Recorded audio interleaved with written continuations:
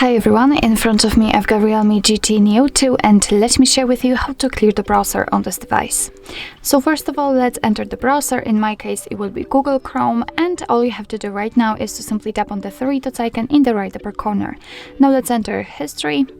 And as you can see here, we've got the list of all previously opened websites. Of course, if you want to, you can remove them manually, one by one, just by tapping on this X button right next to it. But if you've got a lot of positions in this list, then I highly recommend to simply enter clear browsing data.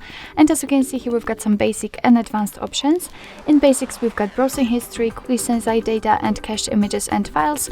And in advanced, we've got also saved passwords, auto-inform data, and site settings.